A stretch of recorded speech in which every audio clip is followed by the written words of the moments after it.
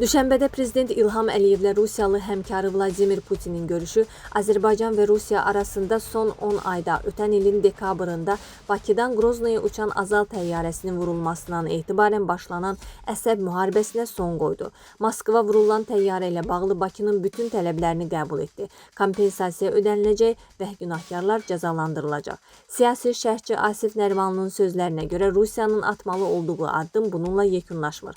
Təyyarə böhranının həllindən sonra əsas gözlənti Moskvanın hədəf seçdiyi soydaşlarımıza qarşı haqsız təqiblərini dayandırmasıdır. Son 10 ayda Rusiyada Azərbaycan diasporunun rəhbərləri və icma üzvləri, Azərbaycanlı kimliyinə məxsus bütün şəxslər ciddi təzyiqlə üzləşib, onlarla soydaşımız həbs olunub. Mümkündür ki, Rusiyada həbs olunan və qeyri-qanuni təqiblərə məruz qalan soydaşlarımıza qarşı addımlar yaxın dövrdə dayandırılacaq. Çünki Rusiya soydaşlarımızı məhz Azərbaycanla apardığı əsəb müharibəsinə görə təqib edirdi və rəsmi Bakının əsas tələblərindən biri də bu addımların dayandırılması idi. Bu məsələnin iki tərəfli təmasların əsas gündəminə daxil edildiyi də istisna edilməməlidir. Hətta prosesə start verildiyi də demək mümkündür. Bu kontekstdə Rusiya prezidentinin köməkçisi Yuri Uşakovun açıqlaması diqqət çəkir.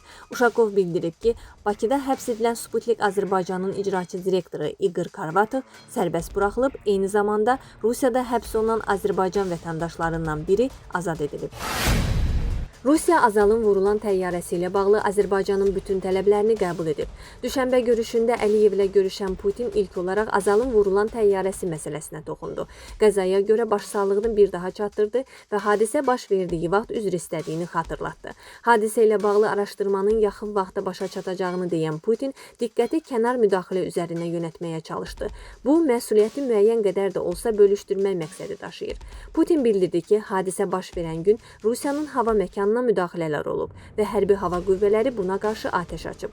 Azalın təyyarəsi hədəf kimi seçilməsə də atəş açılan vaxt qəlpələrə tuş gəlib. Azərbaycan da qəza baş verən ilk gündən bu mövqedən çıxış edirdi. Rusiya Azalın təyyarəsini hədəf olaraq seçməyib, lakin hərbi hava qüvvələrinin səhvləri nəticəsində böyük faciə baş verdi və buna görə Moskva Bakının 3 haqlı tələbini qəbul etməlidir. Baş verənlərə görə Azərbaycandan üzr istənilməli, kompensasiya ödənilməli, günahkarlar cəzalandırılmalıdır. Putin hadisə baş verən vaxt Əliyevlə telefon danışığında üzr istəsə də, birinci tələb yerinə yetirilsə də, Moskva digər iki tələbə məhəl qoymamaq siyasəti sərgiləyirdi. Buna paralel olaraq tələblərdən geri çəkilmək üçün informasiya və siyasi müstəvidə Bakıya təzyiqlər edildi.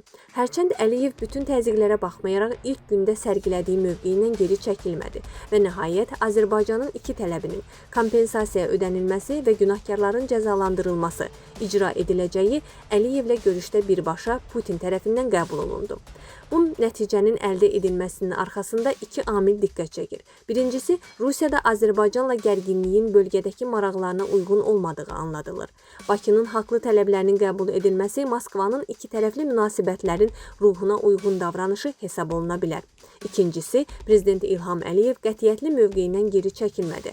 Azərbaycan lideri ilk gün irəli sürdüyü tələbləri sona qədər müdafiə etdi və buna nail oldu. Bununla milli maraqlar məsələsində bir addım da geri çəkilməyəcəyini bir daha nümayiş etdirdi. Düşənbə görüşündə Əliyevin Azalın təyyarəsinin vurulması ilə bağlı tələblərini qəbul edən Putinin bunu daha öncə etməməsi Zəngəzur dəhlizi ətrafında baş verən mübarizədən qaynaqlanırdı. Siyasi şərhçi Asif Nərimanlının fikrincə, mübarizə Rusiyanın əleyhinə yekunlaşdı. Hərçənd Moskva hələ də iki manevr imkanının qaldığını düşünür. Birincisi, az ehtimal olsa da TRIP layihəsinin praktiki müstəvidə icrasına qədər vəziyyəti dəyişmə ümididir. Ermənistan seçkilərində fors-major situasiyanın yarana biləcəyi yaxud geosiyasi müstəvidə şərtlərin qəfil dəyişməsi imkanlarını dəyərləndirir və buna görə təzyiq xəttini yaxşı polis rolu ilə əvəzləyir. Bu, irreal situasiya gerçək olarsa belə, Bakı üçün Naxçıvana maneəsiz keçid imkanı dəyişməyəcək. Dəyişən yalnız dəhlizdə iştirakçılar ola bilər. İkincisi, TRIP layihəsinə Amerika Birləşmiş Ştatlarının Cənubi Qafqaza daxil olmasına, eləcə də Orta Dəhlizdə möhkəmlənmək istəyindən loyal münasibəti geosiyasi bazarlıq kimi istifadə etmək istəyir. Bu manevrlərin dəyərləndirilməsi fonunda Azərbaycanla münasibətlər Rusiya üçün məğlub olduğu prosesdən daha az zərərlə çıxmaq üçün əhəmiyyətlidir. Moskva Bakı ilə münasibətlərin bərpa edilməsi üzərindən regionda güc balansının kəskin dəyişməsinə imkan verməmək və Şimal-Cənub nəqliyyat layihəsinin inkişafı ilə kommunikasiyaların açılışından kənarda qalmamağa çalışır. Rusiyanı Azərbaycanın tələblərini indi qəbul etməyə vadar edən bu səbəblərlə yanaşı, rəsmi Bakının geri çəkilməməsi Prezident İlham Əliyevin prinsipiallığı həlledici rol oynadı. Belə demək mümkünsə, Putin Əliyevin bükę bilmədiyi əlini sıxmaq məcburiyyətində qaldı. Bu, həm də Moskvanın Bakının stratejik gedişi qarşısında təslim olmasıdır.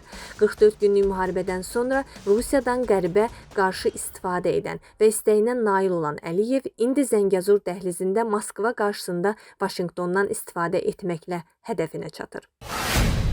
Dəyərli izləyicilər, ölkə və dünya gündəmi ilə bağlı xəbərlər təqdim etməyə davam edəcəyik. Öz fikirlərinizi şərh bölümündə qeyd etməyi unutmayın. Sağlıqla qalın.